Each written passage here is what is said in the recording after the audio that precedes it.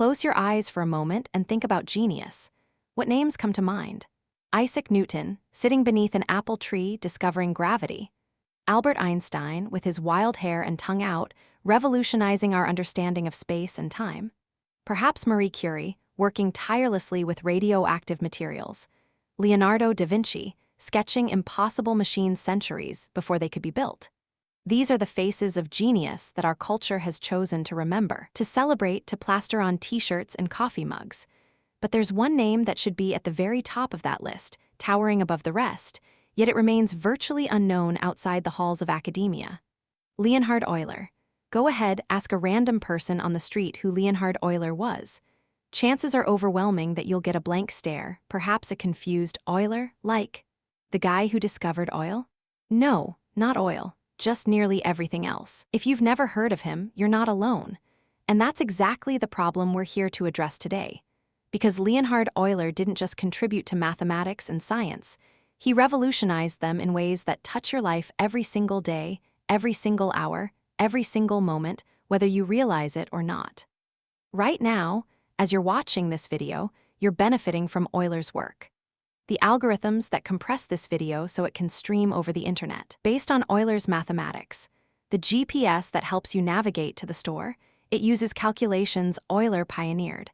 The engineering that keeps the building you're in from collapsing, Euler's mechanics. The computer or phone you're watching this on, its circuits, its signal processing, its very logic gates, all rooted in mathematical principles Euler established nearly 3 centuries ago. Let me give you some numbers that might blow your mind. Euler published more mathematical papers than any other mathematician in history. We're not talking about a small margin here. His collected works, the Opera Omnia, fill 76 volumes and over 25,000 pages. To put that in perspective, if you decided today that you wanted to read everything Euler wrote, and you committed to reading just one page every single day, no breaks, no vacations, no days off, it would take you 68 years to finish. 68 years. And here's the truly insane part. Euler was so prolific that it took nearly 50 years after his death just to publish all the works he'd left behind. Imagine being so far ahead, so productive, that the academic world couldn't keep up with you even when you were dead. The St. Petersburg Academy continued to publish new Euler papers annually until 1830. That's 47 years after he died. 47 years of posthumous publications. That's not a genius. That's a force of nature. But we're just getting started. We're talking about a man who was completely blind for the last 17 years of his life and yet continued to produce groundbreaking mathematics at an even faster rate than when he could see. Read that again. He went blind, and he sped up. While most of us struggle to do long division without a calculator, Euler was solving complex differential equations in his head, in the dark, and dictating the solutions to assistants who scrambled to keep up with him. Euler made fundamental contributions to so many fields that we literally use his name for dozens of different concepts. Open any advanced mathematics textbook and you'll trip over his name on nearly every page. Euler's formula, Euler's identity, Euler's constant, Euler's number, the Euler-Lagrange equation, Euler's totient function, Eulerian graphs, Euler's method, Euler angles, the Euler characteristic, Euler's criterion, Euler's theorem in geometry, Euler's theorem in number theory, and that's not even half the list. In mathematics, you can't swing a pencil without hitting something Euler discovered, proved, or systematized. The mathematician André Weil once remarked that reading Euler's works was like reading a modern textbook. His ideas are so foundational that they feel current, even though they were written when Mozart was a child. The physicist Hans Bethe noted that Euler contributed more to physics than many people realize, because physicists have been using his methods for so long they've forgotten where they came from. So why don't we know him? Why isn't his portrait hanging in every science classroom next to Einstein and Newton? Why don't children dress up as Euler for Halloween? Why isn't there an Euler biopic starring Benedict Cumberbatch? That's the mystery we're going to unravel today. Part of it, as we'll discover, is that Euler was too successful. He solved problems so completely, created notation so perfect, and wrote textbooks so clear that later generations simply absorbed his work and moved on, rarely looking back to see whose shoulders they were standing on. He became invisible through ubiquity, like oxygen, essential, everywhere, and completely taken for granted. But there's more to it than that. Euler's life story is fascinating in ways that go beyond the mathematics. This is a man who survived political upheaval, fire, poverty, the death of 8 of his 13 children, and the loss of his eyesight, yet never lost his passion for discovery or his gentle, humble demeanor. This is a man who could calculate the orbits of planets in his head while playing with his grandchildren.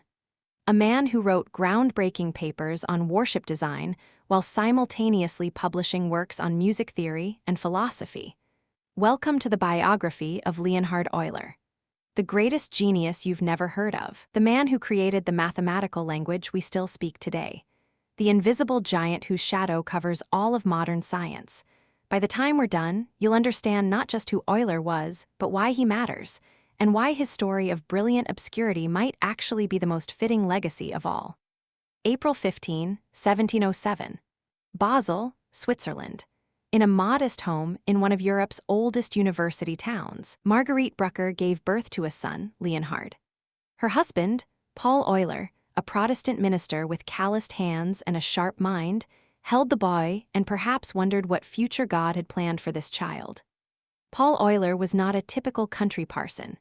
He had studied mathematics at the University of Basel under Jakob Bernoulli, one of the brightest mathematical minds of his generation, before ultimately choosing the ministry as his calling. But mathematics never left him. The Basel of Euler's childhood was a remarkable place. This wasn't some backwater town, it was a center of European intellectual life, home to one of the continent's great universities, a hub of printing and publishing, and a city that had produced an astonishing number of brilliant minds. The Bernoulli family alone had already produced 3 generations of mathematical geniuses, and they were Euler's neighbors. From the very beginning, young Leonhard was immersed in a world of numbers and theological debate. Picture a small boy, barely tall enough to reach the table, watching his father work through mathematical problems by candlelight after finishing his religious duties. Paul Euler recognized something in his son early on, a hunger for patterns, an unusual ability to hold complex ideas in his young mind, an intense focus that seemed almost preternatural in a child. While other children in Basel played in the streets or helped with household chores, young Leonhard was absorbing mathematics like a sponge absorbs water. His father taught him the basics, and the boy devoured them. Addition, subtraction, multiplication, division, these weren't tedious lessons for Leonhard. They were games, puzzles, doors opening onto rooms filled with wonders. There's a story, possibly apocryphal, but telling nonetheless, that young Euler once corrected an error in his father's calculations during a sermon preparation. The boy, no more than 10 years old, had been half listening while playing when he suddenly piped up, "Father, the number should be." Paul Euler checked his work. His son was right. It was one of those moments when a parent realizes their child has already surpassed them. At age 13 years old, Euler enrolled at the University of Basel. Now, before you're too impressed, you should know that universities in early 18th century Europe admitted students much younger than they do today. Education worked differently. There was no standardized progression through elementary, middle, and high school. Talented students often entered university in their early teens, sometimes even younger. So while 13 sounds shockingly young to us, it wasn't unheard of at the time. But even by those standards, even in an era accustomed to young scholars, Euler was exceptional. He didn't just attend classes, he dominated them. His professors quickly realized they had something special on their hands. By age 16, Euler had completed his Master of Philosophy degree with a dissertation comparing the philosophical systems of René Descartes and Isaac Newton. Stop and think about that for a moment. At 16, most of us are worried about acne, about asking someone to prom, about passing our driving test. Leonhard Euler was analyzing and comparing the work of 2 of history's greatest minds, men who had revolutionized both philosophy and science. His dissertation examined Descartes' mechanical philosophy against Newton's mathematical physics, showing a depth of understanding that would have been impressive in a seasoned scholar, let alone a teenager. But here's where the story gets interesting. Paul Euler had a plan for his brilliant son, And that plan didn't involve mathematics. It involved following the family tradition into the ministry. Paul had given up mathematics for the church, and he expected, hoped, that Leonhard would do the same.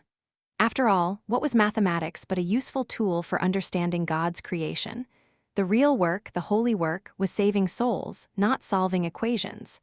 Leonhard, dutiful son that he was, began studying theology and Hebrew, preparing for a life in the clergy. And he might have followed that path, might have become a footnote in religious history rather than a giant of mathematics, if not for a crucial intervention. Enter Johann Bernoulli. Johann was the younger brother of Jakob Bernoulli, the same Jakob who had taught Paul Euler mathematics decades earlier. But while Jakob had been brilliant, Johann was something else entirely. He was arguably the most prominent mathematician in all of Europe, a man whose work on calculus and mechanics had made him famous across the continent. He was also notoriously prickly, competitive to a fault, and not inclined to waste his time on mediocre students. But Johann Bernoulli saw something in young Euler.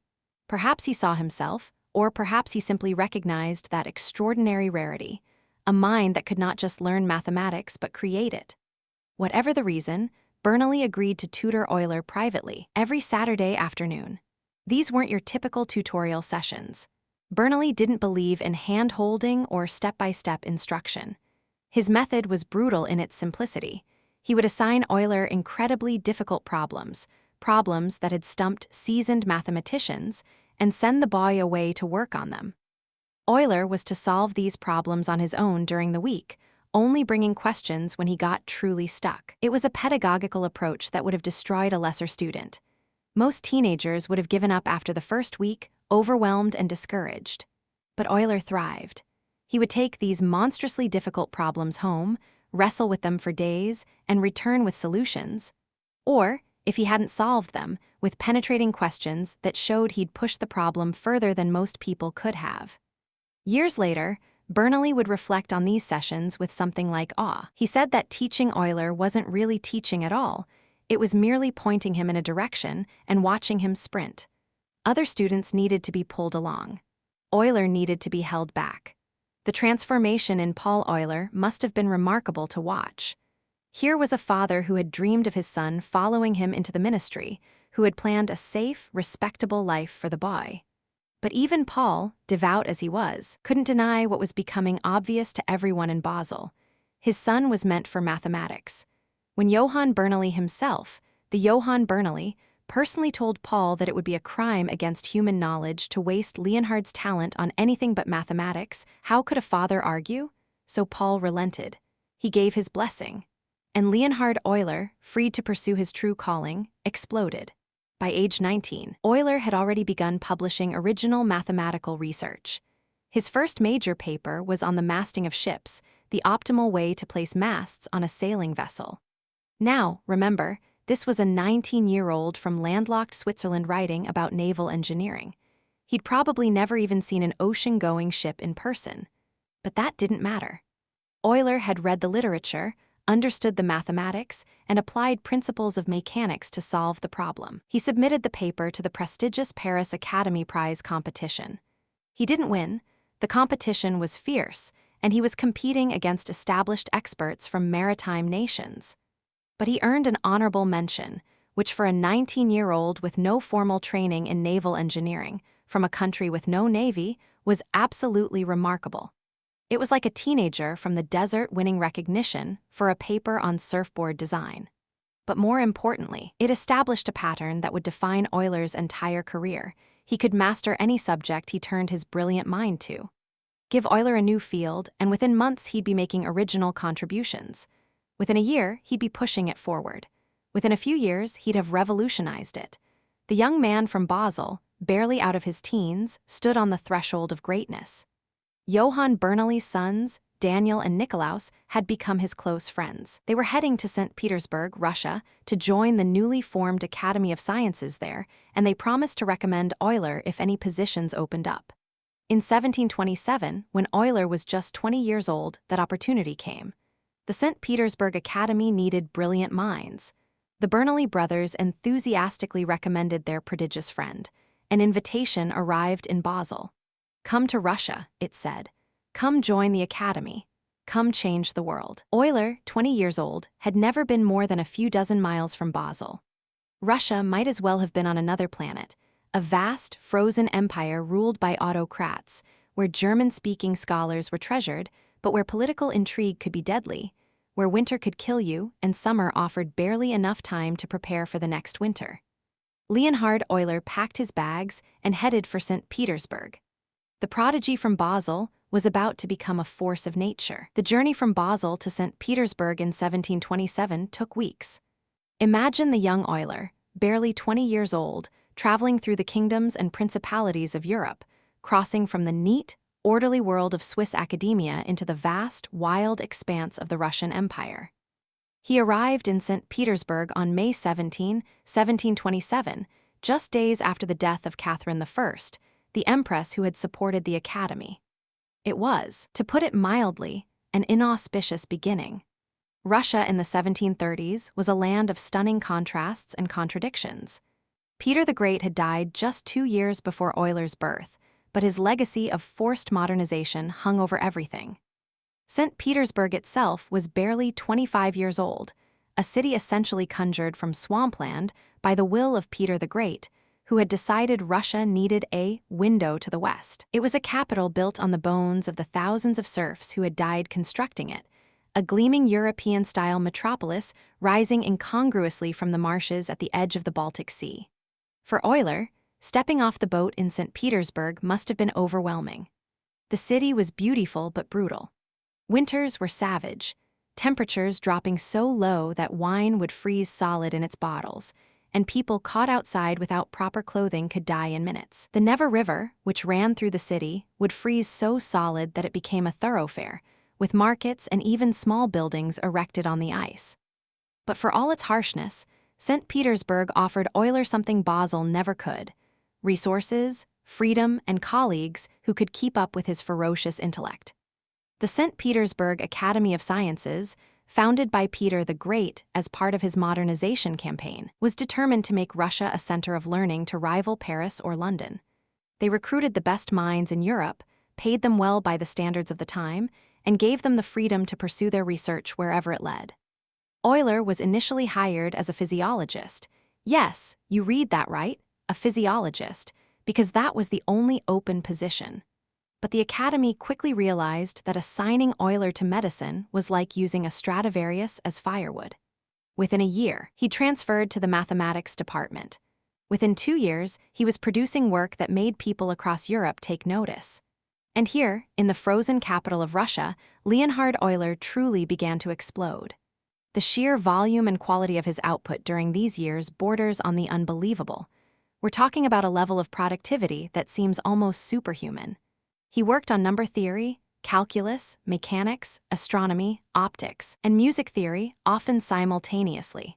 He would publish papers on ship design in the morning, work out solutions to differential equations in the afternoon, and spend his evenings calculating planetary orbits. Euler's typical workday is worth describing because it gives you a sense of the man's incredible capacity for work. He would rise early, very early, often before dawn. He'd work until noon, taking breaks only for coffee and brief walks. After lunch, he'd work until dinner, which was followed by more work until late evening. The only interruptions were academy meetings and time with his family. Even his relaxation involved mathematics. He'd play with geometric puzzles while talking with friends or work out calculations mentally while taking walks. But Euler wasn't some antisocial hermit locked away with his equations. Quite the opposite. He was social, friendly, and remarkably normal in his personal habits. He loved playing with children. He enjoyed music. He had a sharp sense of humor. People who met him often remarked on how ordinary he seemed until he started talking about mathematics, and then you realized you were in the presence of something extraordinary. In 1735, Euler achieved the breakthrough that would announce him to the mathematical world as a force to be reckoned with. The problem was called the Basel problem, and it had been haunting mathematicians for decades. The question was deceptively simple. What is the exact sum of the reciprocals of the squares of all natural numbers? In other words, what is 1 plus 1/4 plus 1/9 plus 1/16 plus 1/25, and so on forever? Mathematicians knew the sum converged to some finite number. That is, it didn't just keep getting bigger and bigger forever. But nobody could figure out exactly what that number was. Jakob Bernoulli, Euler's father's old teacher, had tried and failed. The best mathematicians in Europe had taken their shots and come up empty. The problem was called the Basel problem because it had stumped the Basel mathematicians for so long. Then along came 28-year-old Euler. He attacked the problem with a bold, innovative technique that involved manipulating infinite series in ways that would make modern mathematicians nervous. His approach required taking infinite products and infinite series, juggling them, breaking rules that nobody knew could be broken, and somehow making it all work out. The answer he found was beautiful and completely unexpected pi squared divided by 6. The sum of all those fractions, stretching out to infinity, equaled exactly pi squared divided by 6, or approximately 1/644. When Euler presented this solution, it was like a thunderclap. Here was this relatively young mathematician, working in distant St. Petersburg, solving a problem that had stumped the giants. And the solution involved pi, the ratio of a circle's circumference to its diameter. What did circles have to do with summing squares? Everything and nothing. It was one of those deep mathematical connections that seems almost magical, revealing hidden harmonies in the universe of numbers. But 1735 also brought tragedy. Euler fell seriously ill with a fever that nearly killed him. For days, he burned with fever, delirious, while doctors applied the brutal medical treatments of the time, bleedings, purgatives, all the barbaric interventions that 18th century medicine thought helpful. He survived, but the illness left him nearly blind in his right eye. The exact cause was never determined. Some doctors at the time believed it might have been from his intense study of astronomy and cartography. He'd been spending long hours squinting at astronomical charts and making detailed observations, often by candlelight. Others thought it might have been an infection. Modern medical historians have speculated about various conditions, but we'll never know for certain. What we do know is that losing most of the sight in one eye would have ended the career of most people. For Euler, it was barely a pause. In fact, if anything, it seemed to make him more determined, more focused. It was as if losing sight in one eye forced him to rely more heavily on his already formidable memory and mental calculation abilities, and he discovered he was even more powerful that way. During these St. Petersburg years, Euler also started a family. In 1734, he married Katharina Giesel, the daughter of a Swiss painter who worked at the academy. Katharina was by all accounts a kind, patient woman who understood that she'd married a man whose mind was always partly somewhere else, working on some problem, manipulating some equation. Their marriage would last 40 years, until her death in 1773. Euler and Katharina had 13 children together. 13. In modern times, we'd consider this a huge family. In the 18th century, it was large but not unheard of. But here's the heartbreaking part. Only 5 of those 13 children survived to adulthood. 8 of Euler's children died young, victims of the diseases that ravaged 18th century Europe: smallpox, measles, various fevers, childbirth complications for which there was no effective treatment. Imagine that for a moment. Imagine Euler, this brilliant mind capable of penetrating the deepest mysteries of mathematics, completely powerless to save his own children. Imagine him holding a sick child, knowing all his genius couldn't help. It's a harsh reminder that even genius can't protect you from the brutal realities of life in the 18th century. Yet somehow, through all this personal tragedy, Euler kept working. In fact, some historians have suggested that work became his refuge, the place where everything made sense, where problems had solutions, where the universe followed clear, beautiful rules. When his children were sick, when his eye was failing, when he was homesick for Switzerland, he could lose himself in mathematics and there find order and meaning. His productivity during these years was staggering.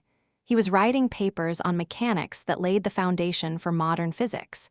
He was developing new techniques in calculus that would be taught to students centuries later.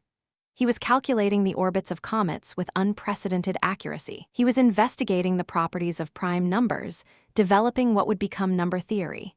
He was writing about music, about optics, about engineering, And he wasn't just publishing in one or two journals. His work was appearing in publications across Europe.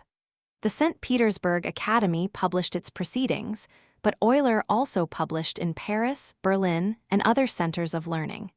He was becoming, despite his youth, one of the most cited and respected mathematicians in the world, but Russia was becoming unstable. After Catherine's death, the political situation grew increasingly chaotic. Various factions fought for power, regents rose and fell, and foreigners at the academy sometimes found themselves caught in the crossfire. The academy's funding became uncertain. There were purges, executions, exiles. It wasn't clear that the academy would survive or that foreign scholars would remain safe in Russia. By 1741, Euler had had enough. When Frederick the Great of Prussia offered him a position at the Berlin Academy, he jumped at the chance. Euler was 34 years old, already one of the most accomplished mathematicians in the world, father to a growing family, partially blind in one eye, and prolific beyond anything the world had seen before. As he packed up his household and prepared to leave St. Petersburg for Berlin, he couldn't have known that he'd return to Russia 25 years later. He couldn't have known that his most productive years still lay ahead of him. He couldn't have known that he was about to enter a phase of his life marked by both triumph and tragedy, where he would clash with kings, lose his eyesight entirely, and somehow, impossibly, become even more productive. Euler left St. Petersburg in 1741, but he'd be back. Russia wasn't done with him, and he wasn't done with Russia.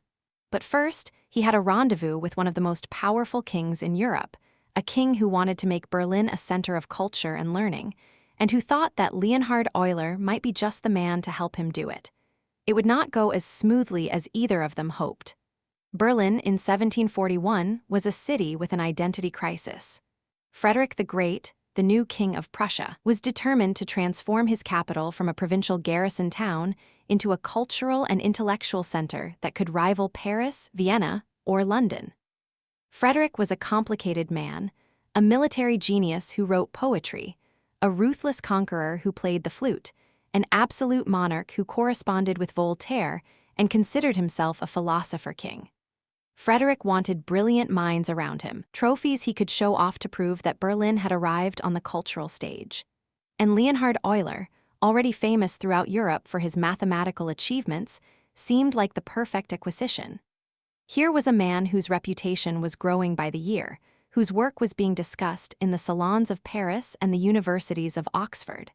Frederick made Euler an offer he couldn't refuse: a position at the Berlin Academy, generous salary, comfortable housing, and the freedom to pursue his research. Euler arrived in Berlin with his wife Katharina, their children, and his head full of mathematical problems to solve. He was excited about the possibilities. Berlin might not have St. Petersburg's established academy, but it had energy, ambition, and a king who claimed to value learning. What could go wrong? As it turned out, quite a lot.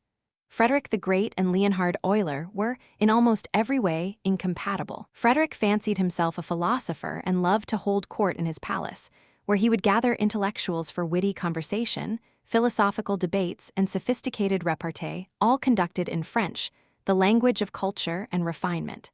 Frederick valued style, elegance, and the art of brilliant conversation. He wanted his scholars to be entertaining, to amuse him, to engage in verbal sparring. Euler was not that. Euler was serious, straightforward, and utterly lacking in pretension.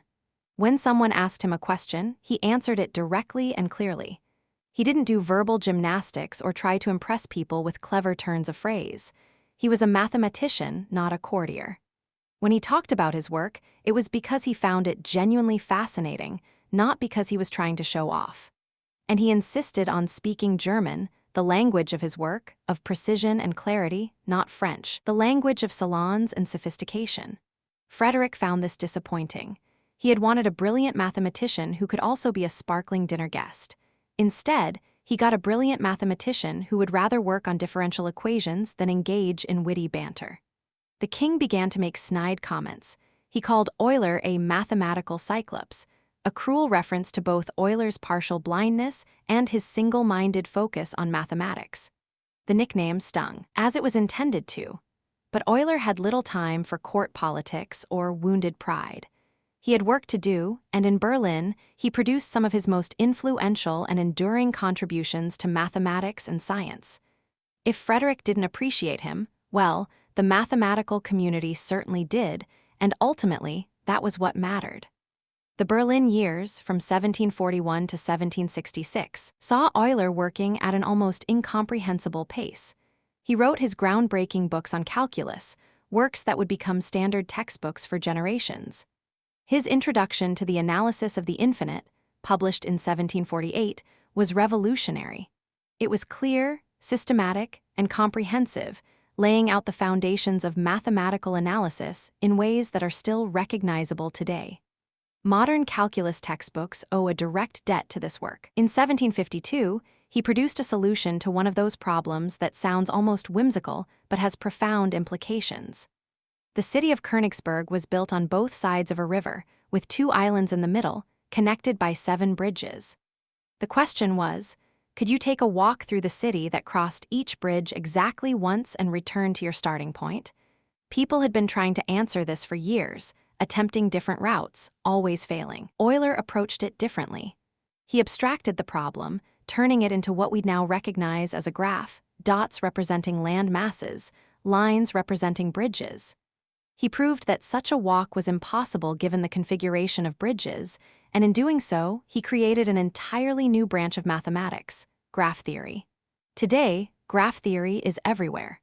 When Google Maps finds you the best route from point A to point B, it's using graph theory. When Facebook suggests friends you might know, it's using graph theory. When computer networks route data packets efficiently across the internet, they're using graph theory. The entire structure of the modern internet, with its routers and connections, is fundamentally a graph problem. Euler invented this field because he wanted to solve a puzzle about bridges in a Prussian city. This was typical Euler, taking a seemingly simple, practical problem and extracting from it principles so fundamental that they would echo through centuries. He did this again and again. Problems about vibrating strings led him to develop the mathematics of wave motion, which now underpins everything from music synthesis to quantum mechanics. Questions about ship design led to advances in fluid dynamics. Investigations into optics led to better understanding of light and color. During these Berlin years, Euler also made major contributions to number theory. He proved Fermat's little theorem, extended work on perfect numbers, investigated Diophantine equations, and studied the distribution of primes. This work seemed highly abstract at the time, pure mathematics with no practical application. But in the 20th and 21st centuries, this number theory became the foundation of modern cryptography. The encryption that protects your credit card information when you shop online, the security that keeps your emails private. It's all built on number theory that Euler and his contemporaries developed while pondering abstract questions about numbers. Euler was also thinking about astronomy and mechanics. His work on the three-body problem, how 3 celestial bodies influence each other gravitationally, was groundbreaking, though the problem proved too difficult to solve completely. It remains unsolved in general form to this day. His methods for calculating planetary orbits were used for decades and helped improve maritime navigation, potentially saving countless lives at sea. He wrote about music theory, attempting to develop a mathematical basis for harmony and consonance.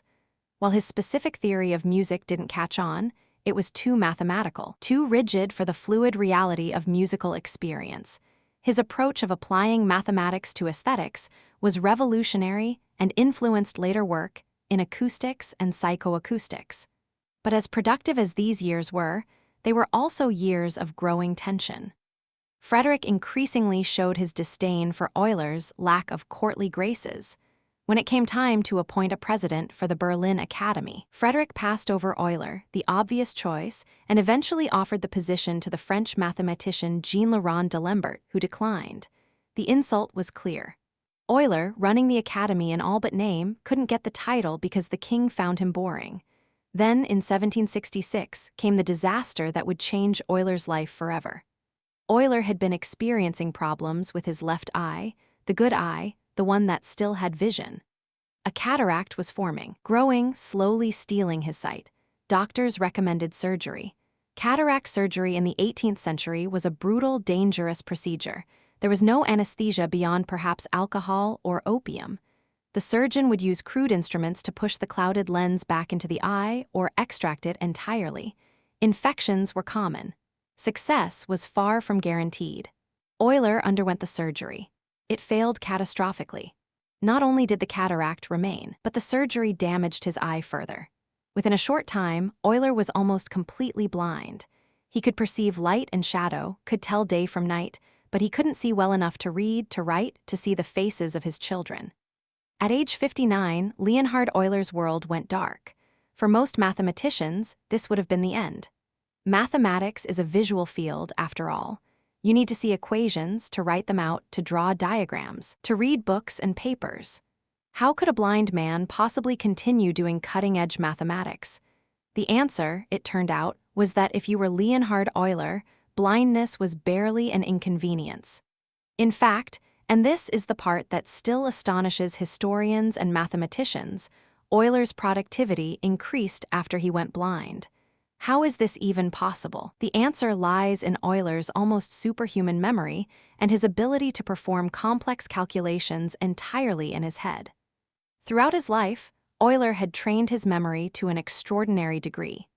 He'd memorized the Aeneid, Virgil's epic poem, in its entirety, and could recite any passage on demand. He'd memorized logarithm tables, pages and pages of numbers. He could visualize mathematical objects and manipulate them mentally with the same ease that most people move physical objects with their hands. Now, robbed of his sight, Euler relied on these abilities completely. He would work out entire mathematical papers in his mind, then dictate them to assistants who would write them down. His sons, particularly Johann Albrecht, became his scribes and calculators. He would describe what needed to be computed. They would perform the calculations, and he would continue from there, all in his head. The mathematician François-Jean de la Harpe witnessed this and wrote, "He could see through the material darkness that had fallen around him. His mind was his laboratory." Other mathematicians who visited Euler in his blindness reported being astounded.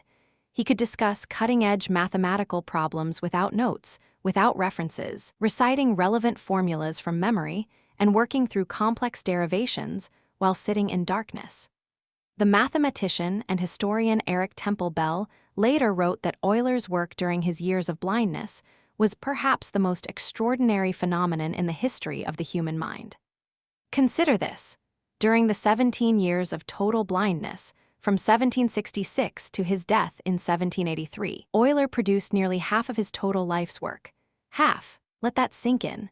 The man was blind and he became more productive, not less. But losing his eyesight wasn't the only trauma Euler faced in these years. In 1771, a fire swept through St. Petersburg. Yes, he'd returned to Russia by then. We'll get to that. The fire destroyed Euler's home.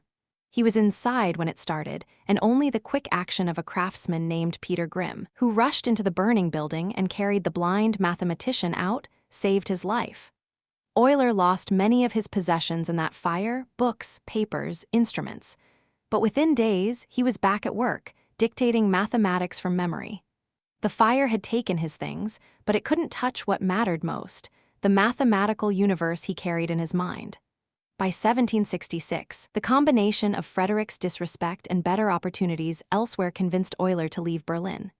Catherine the Great of Russia, a different Catherine from the one who had died shortly after Euler's first arrival, personally invited him to return to St. Petersburg.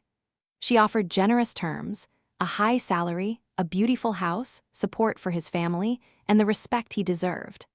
Euler accepted and began his second St. Petersburg period, which would last until his death. He left Berlin having transformed its academy into one of Europe's premier scientific institutions.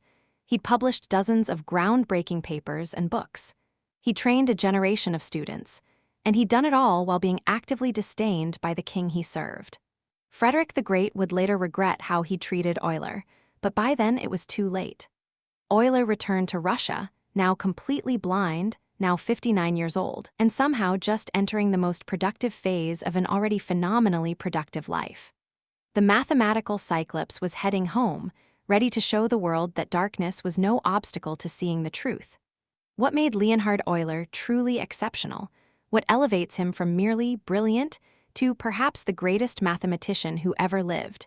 Wasn't just the volume of his work, though that alone is staggering. It wasn't even the quality, though virtually everything he touched turned to mathematical gold. What made Euler unique was the breadth. Euler was the last person who could reasonably be called a universal genius in mathematics and science, someone who made fundamental, paradigm-shifting contributions to virtually every field that existed in his time. Let's take a tour through Euler's intellectual empire, because it's only by seeing the full scope that you can appreciate the magnitude of what this man accomplished. Physics and mechanics. In physics, Euler didn't just build on Newton's work. He reformulated it in ways that made it far more powerful and practical. Newton had given the world his laws of motion and universal gravitation, but Newton's formulation, while revolutionary, was often difficult to apply to real-world problems. Euler took Newton's insights and recast them in the language of calculus and differential equations, creating what we now call analytical mechanics. Euler's equations of motion for rigid bodies are still used today. When NASA calculates the rotation of a spacecraft, they're using Euler's equations. When roboticists program a robot arm to move precisely through space, they're using Euler's equations. When computer animators at Pixar want to make a character realistically tumble through the air, they're using Euler's equations. The mathematics that describes how objects rotate and move in three-dimensional space, that's Euler's gift to us. He also developed the Euler-Lagrange equation, which is arguably one of the most important equations in all of physics. This equation provides a systematic way to derive the equations of motion for any physical system. It's used in classical mechanics, quantum mechanics, field theory, and general relativity. When physicists discovered quantum mechanics in the 20th century, they found that Euler's mathematical framework was already waiting for them, ready to be applied to this strange new physics. In fluid dynamics, Euler derived the equations that describe how ideal fluids move, what we now call the Euler equations. These equations are fundamental to understanding everything from weather patterns to the flow of blood in your veins, from the design of aircraft wings to the behavior of ocean currents. Every time you see a weather forecast, you're benefiting from computational models that, at their core, are solving versions of Euler's fluid equations. In number theory, Euler was equally revolutionary. He investigated prime numbers with a sophistication that wouldn't be fully appreciated for another century. Euler introduced the concept of the totient function, denoted phi, n, which counts how many positive integers less than n are relatively prime to n. This seems like an abstract curiosity, and it was in Euler's time. But jump forward to the late 20th century, and Euler's totient function becomes crucial for modern cryptography. The RSA encryption algorithm, which protects virtually all secure internet communication, relies directly on properties of Euler's totient function. When you make an online purchase, when you send a private email, when you log into your bank account, you're protected by mathematics that Euler developed while pondering abstract questions about numbers. He worked on partition theory, studying the ways numbers can be broken down into sums of other numbers. He investigated perfect numbers, amicable numbers, and polygonal numbers. He explored Diophantine equations, equations where you're looking for integer solutions. All of this work in number theory, done primarily out of pure curiosity, became essential for computer science and cryptography 2 centuries later. Euler even turned his mathematical mind to music. In his attempt at a new theory of music, he tried to develop a mathematical foundation for why certain combinations of notes sound pleasing to the human ear. He assigned numerical values to musical intervals and tried to calculate which combinations would be most harmonious. His specific theory didn't catch on with musicians. Music turned out to be too complex, too tied to human psychology and culture, to be reduced to simple mathematical formulas. But Euler's approach was revolutionary. He was essentially pioneering what we now call psychoacoustics, the study of how humans perceive sound. His work influenced later developments in acoustics, the physics of sound, and even the design of musical instruments. Today, When audio engineers design concert halls, when they develop speakers or headphones, when they create software to synthesize music, they're using principles of acoustics and harmonic analysis that have their roots in Euler's investigations. In astronomy, Euler calculated the orbits of comets and planets with unprecedented precision. He worked extensively on the three-body problem, the question of how three celestial bodies, like the Sun, Earth, and Moon, influence each other gravitationally. This problem is fiendishly difficult. Newton had essentially solved the two-body problem, but adding a third body made the mathematics exponentially more complex. Euler couldn't solve the three-body problem completely. Nobody has, in the general case, even today, but he developed approximation methods that were good enough for practical use. His lunar theory, which described the moon's motion around Earth while accounting for the sun's influence, was used for maritime navigation for decades. Sailors used tables based on Euler's calculations to determine their longitude at sea, which could mean the difference between arriving safely at port or being lost at sea. In the modern era, Euler's work on celestial mechanics became essential for the space age. When we send probes to other planets, when we plan trajectories for spacecraft, when we calculate where satellites need to be positioned, we're using mathematical techniques that Euler pioneered. Euler was passionately committed to the idea that mathematics should be useful. He developed the theory of buckling columns, the mathematics that determines how much weight a column can support before it buckles and collapses. This work is absolutely fundamental to modern structural engineering. Every skyscraper, every bridge, every large building exists in part because engineers can apply Euler's formulas.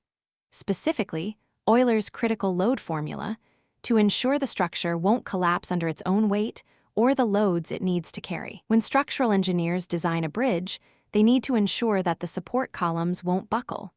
They calculate the critical load using Euler's formula. Without this mathematics, modern architecture and civil engineering as we know it couldn't exist. Euler also did extensive work on naval architecture, the design of ships. He wrote papers on how to make ships more stable, how to position sails for maximum efficiency, how to calculate the center of gravity. He consulted on practical problems for the Russian Navy and wrote textbooks that were used for decades in naval academies. He worked on optics, investigating how light refracts through lenses, how to reduce chromatic aberration in telescopes, how to design better optical instruments. He worked on ballistics, calculating the trajectories of cannonballs and developing better aiming tables for artillery. In pure mathematics, Euler's contributions are staggering. He essentially created the field of mathematical analysis as we know it today. His textbooks on calculus laid out the foundations so clearly and systematically that they became the model for how mathematics should be taught. Euler introduced the concept of a mathematical function as we understand it today, not just specific curves or equations, but the general idea of a relationship between variables. He introduced much of the notation we still use. F(x) to denote a function, sigma for summation, e for the base of natural logarithms, I for the square root of -1, pi, though others had used this before, Euler popularized it. He studied infinite series with unprecedented sophistication, developing techniques for determining whether series converge or diverge, for summing series, for manipulating them. He introduced the gamma function, which generalizes the factorial to non-integer values. He discovered the Euler-Maclaurin formula, which connects sums and integrals. He developed the calculus of variations, which finds functions that maximize or minimize certain quantities. Perhaps most remarkably, Euler found deep, unexpected connections between seemingly unrelated areas of mathematics. His formula, e to the power of I times pi plus 1 equals 0, now known as Euler's identity, is often called the most beautiful equation in mathematics. Look at what it does. It connects 5 of the most important numbers in mathematics, 0, 1, pi, e, and I, in a single, elegant equation. Think about what those numbers represent. The number 0, the additive identity. The number 1, the multiplicative identity. The number pi, the ratio of a circle's circumference to its diameter, fundamentally tied to geometry. The number e, the base of natural logarithms, tied to growth and decay processes. And I, the imaginary unit, the square root of -1, which doesn't even exist on the number line as we typically think of it. What do these numbers have to do with each other? According to Euler's identity, everything. The equation reveals a deep, hidden connection between exponential functions, trigonometry, and complex numbers. The physicist Richard Feynman called it the most remarkable formula in mathematics. The mathematician Keith Devlin said, like a Shakespearean sonnet that captures the very essence of love, or a painting that brings out the beauty of the human form that is far more than just skin deep, Euler's equation reaches down into the very depths of existence. But perhaps one of Euler's most lasting contributions was simply the way he wrote mathematics. Before Euler, mathematical notation was chaotic. Different mathematicians used different symbols for the same concepts. There was no standardization. Euler changed that. He popularized and standardized so much notation that when you open a modern mathematics textbook, you're essentially reading Euler's language. The notation fx for functions, the use of e for the base of natural logarithms, the use of I for the square root of -1, the use of sigma for summation, the use of pi for the ratio of circumference to diameter, the notation for trigonometric functions, sin, cos, tan, all originate from Euler. This might not sound impressive, but it's revolutionary. Good notation makes mathematics easier to think about, easier to manipulate, easier to teach. Bad notation can make even simple ideas seem complex. Euler gave us notation so good, so natural, that we don't even think about it anymore. It's just the way mathematics is written. Euler wasn't content to just do mathematics, he wanted to share it. He wrote textbooks that were marvels of clear explanation. His Letters to a German Princess was a series of letters explaining physics, mathematics, and philosophy in language that educated non-specialists could understand. These letters were translated into multiple languages and went through dozens of editions. Euler was showing that brilliant mathematicians didn't have to write only for other specialists. They could communicate with the broader public. What ties all of this together? How could one person contribute so fundamentally to so many different fields? Part of it was Euler's extraordinary work ethic and productivity. Part of it was his photographic memory and computational ability. Part of it was simply raw intellectual horsepower. But I think there's something else. Euler saw connections that others didn't. He saw that mathematics wasn't a collection of separate subjects, but a unified whole. Number theory informed analysis, which informed mechanics, which informed astronomy. He moved fluidly between fields because he understood that they were all part of the same mathematical reality. The mathematician Carl Friedrich Gauss, himself considered one of the greatest mathematicians who ever lived, said, "The study of Euler's works will remain the best school for the different fields of mathematics, and nothing else can replace it." The physicist and mathematician Henry Poincaré noted that Euler's work was characterized by an extraordinary unity of thought, a vision that saw mathematics whole. Euler didn't just advance mathematics. He showed what it meant to be a complete mathematician, to see the field in its totality. He was the last person who could survey all of mathematics and contribute meaningfully to every part of it. After Euler, mathematics became too vast, too specialized. You could be a great number theorist or a great analyst or a great geometer, but you couldn't be great at everything. The age of the universal mathematical genius ended with Euler, and in ending that age, he gave us the modern world. September 18, 1783. St. Petersburg, Russia. It was a Thursday afternoon, and 76-year-old Leonhard Euler was doing what he had done nearly every day of his adult life: mathematics. He was blind, as he had been for the past 17 years, but that had never slowed him down.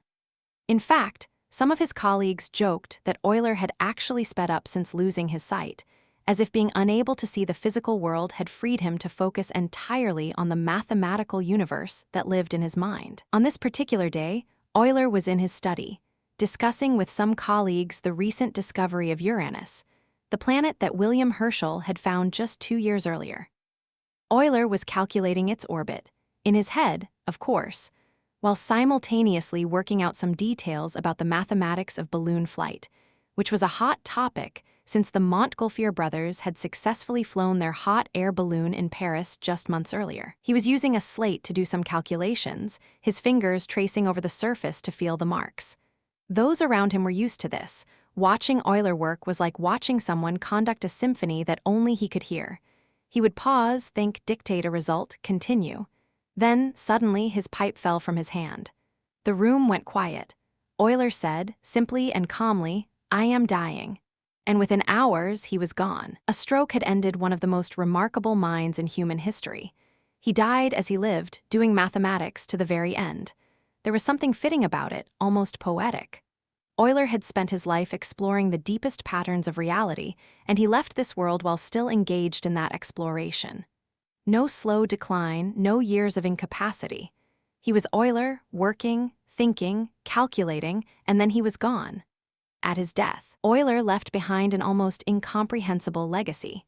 He had published over 500 books and papers during his lifetime, an average of one paper every 2 weeks for his entire adult life. But he had been so productive, his mind so fertile, that another 400 works remained unpublished at his death. These weren't minor works or fragmentary notes. These were complete, ready-to-publish papers that simply hadn't made it to print yet because Euler had been producing mathematics faster than the printing presses could keep up. The St. Petersburg Academy, recognizing the treasure trove they possessed, began a systematic publication of Euler's remaining works. And they kept publishing and publishing. New Euler papers appeared annually for nearly half a century after his death. The last of his original works appeared in print in 1830, 47 years after he died. Imagine that. For 47 years, the mathematical community continued to receive new work from Euler, even though he'd been dead for decades. The full compilation of Euler's works, the Opera Omnia, eventually reached 76 volumes. Some sources say 80, depending on how you count supplementary materials, comprising over 25,000 pages. To put this in perspective, that really hits home. If you started reading Euler's complete works today, reading 1 page per day with no breaks, no vacations, no sick days, it would take you nearly 70 years to finish. You'd start reading in your 20s and finish, if you lived long enough, in your 90s. And remember, this was all done by hand, with quill and ink, before typewriters, before carbon paper, before computers, before any modern convenience. Every single one of those 25,000 pages was written out manually. Many of them, nearly half, were composed while Euler was totally blind, dictated from memory to assistants who struggled to keep up. The mathematician André Weil later estimated that Euler's collected works, if published as modern scientific papers, would fill somewhere between 80 and 100 large volumes. And this is just what survived, just what was published. How much more did Euler figure out but never write down? How many problems did he solve in his head and then forget, moving on to the next challenge? So we return to our original question. Why isn't Euler as famous as Newton or Einstein? Why don't we all know his name? If he accomplished so much, contributed so fundamentally to so many fields, influenced so much of modern life, why is he the invisible giant? First, and perhaps most importantly, Euler succeeded too completely. He solved problems so thoroughly, created notation so perfect, and wrote textbooks so clear that later generations simply absorbed his work and moved on. His ideas became so integrated into mathematics that they're just how it's done rather than Euler's method. When you learn calculus, you learn f(x) notation. You probably don't learn that Euler invented it. When you see e or pi or I in equations, you probably don't think Euler. When you study physics and encounter equations of motion or fluid dynamics, you're using Euler's formulations, but they're just presented as the equations, not Euler's equations. Euler became fundamental, and fundamental things become invisible. We don't think about the air we breathe because it's always there, always necessary, always assumed. Euler's mathematics is the air that modern science breathes. Second, Euler published in so many different areas that he lacks a single defining achievement in the public consciousness. Newton had his apple and universal gravitation, a story everyone knows, a concept anyone can grasp. Einstein had E equal mc squared and relativity, ideas that captured the public imagination, even if most people don't really understand them. Euler's contributions, while arguably more numerous and practically useful, are scattered across dozens of fields. He's everywhere in mathematics and physics, but nowhere in particular to the general public. It's like he's so fundamental to the structure of modern science that he's become invisible, woven into the fabric itself. If you're a specialist in number theory, you know Euler's work intimately. If you're a specialist in fluid dynamics, you know Euler's work intimately. If you're a specialist in graph theory or mechanics or astronomy or optics, you know Euler. But there's no single Euler achievement that everyone knows, no iconic Euler moment that captures the imagination. Third, Euler lived during the Enlightenment, an era bursting with genius. He was competing for historical attention with Voltaire, Rousseau, Diderot, Benjamin Franklin, Adam Smith, Kant, and dozens of other luminaries. In a century of intellectual giants, even the tallest can get lost in the crowd. Moreover, the 18th century itself has been somewhat overshadowed in popular imagination by the 17th century. The scientific revolution with Newton, Galileo, Leibniz, and the 19th and 20th centuries, the Industrial Revolution, Einstein, modern physics. The 18th century is sometimes seen as a bridge between these more exciting periods, even though it was arguably just as revolutionary. Fourth, much of Euler's work, while fundamental, is abstract in ways that are hard to visualize or explain to non-specialists. Newton's falling apple gives you an image, a story. Einstein's relativity can be illustrated with thought experiments about trains and lightning bolts. But how do you explain Euler's identity to someone who doesn't know what complex numbers are? How do you make the Euler-Lagrange equation accessible to the general public? Euler's genius lives in the mathematics itself, and mathematics, for all its beauty, can be intimidating to outsiders.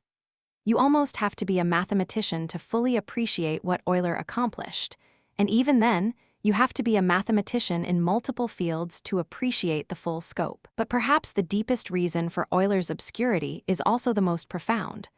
Euler did something more important than becoming famous. He made himself unnecessary. By creating such clear notation, writing such excellent textbooks, and solving problems so thoroughly, he allowed later mathematicians to build on his work without constantly referencing him. His ideas became so integrated into mathematics that they became transparent. When you use Euler's notation or methods, you're not consciously thinking, "I'm using Euler's work," any more than you consciously think about grammar rules when you speak English. The language has been internalized. Euler's mathematics has been internalized into the very structure of how we do science. It's the ultimate sacrifice of genius to disappear into your own success, to contribute so fundamentally that your ideas become bedrock, assumptions, the obvious way to do things. Future generations don't need to cite you because your work has become the foundation on which they build, invisible but essential. Yet Euler's influence is everywhere once you know to look for it. In 1988, readers of Mathematical Intelligencer magazine voted Euler's identity, e to the power of I times pi plus 1 equals 0, the most beautiful mathematical formula ever created. Modern physicists use Euler's equations constantly. They're standard tools in classical mechanics, fluid dynamics, and even quantum mechanics. Computer scientists rely on graph theory and algorithms he pioneered. Engineers couldn't design modern structures without his mechanics. Every student who learns calculus encounters his notation and methods. They might not know who Euler was, but they're speaking his language. In a very real sense, if you've studied any advanced mathematics or physics, you've been trained in Euler's tradition, whether you realize it or not. In 2002, physicist and author Arthur Miller selected Euler's formula as an example of mathematical beauty comparable to great art. The formula has appeared in The Simpsons and Futurama, inspired poetry, and been called God's equation for its perfect simplicity and profound depth. It's been emblazoned on t-shirts, tattooed on arms, and even appeared in graffiti. The mathematician Carl Friedrich Gauss, who is sometimes called the greatest mathematician since Euler, said, "The study of Euler's works will remain the best school for the different fields of mathematics, and nothing else can replace it." This from a man who himself made staggering contributions to mathematics. the French mathematician Pierre-Simon Laplace used to tell his students, read Euler, he is the master of us all." Laplace, one of the giants of mathematical physics, considered himself Euler's student, even though they'd never met, and Laplace was just beginning his career when Euler died. Perhaps the mathematician François Arago said it best when he noted that Euler's name appeared so frequently in the history of mathematics from 1750 to 1850 that studying mathematics in that period without Euler would be like studying English literature without Shakespeare. Not just difficult, fundamentally incomplete.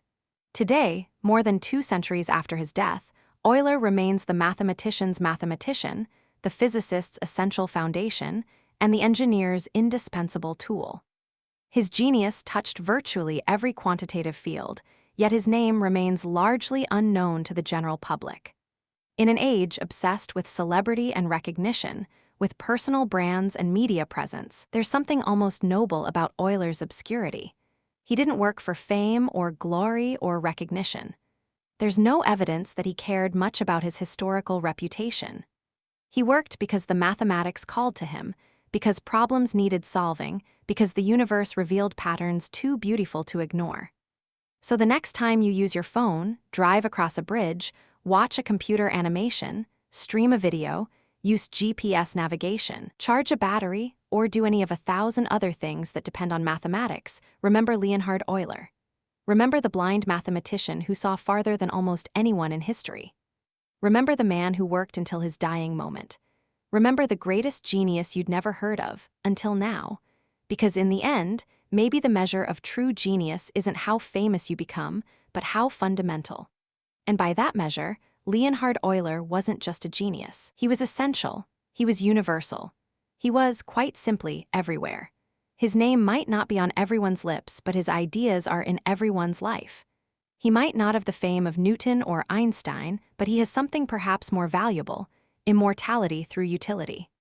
As long as people do mathematics, as long as engineers build structures, as long as physicists calculate the motions of objects, Euler's work will endure. The great 20th century mathematician George Polya once wrote, "It is true that Euler dealt with more different fields than any mathematician before him, and it is true that he wrote on the average 1 mathematical paper every week of his active life. But both statements would be wrong if taken as meaning that Euler was above everything else, a prolific writer. He was, above everything else, a born teacher." And what did Euler teach us? That mathematics is not a collection of dry formulas and abstract theorems, but a living, breathing exploration of the patterns that underlie reality. That blindness, whether literal or metaphorical, need not limit vision. That genius is not about being the smartest person in the room, but about dedicating your mind entirely to understanding truth. That the greatest legacy is not being remembered, but being essential. Leonhard Euler died on September 18, 1783 in St. Petersburg, Russia. But his ideas, his notation, his theorems, his methods, his vision, those are immortal. They live on in every mathematics classroom, in every engineering firm, in every physics lab, in every computer running algorithms he pioneered. He was the greatest genius you'd never heard of. Now you've heard of him, and if the world is just, you'll never forget him. Not because his name will be famous, but because once you understand what he did, you'll see his fingerprints on everything. Welcome to Euler's world. You've been living in it all along.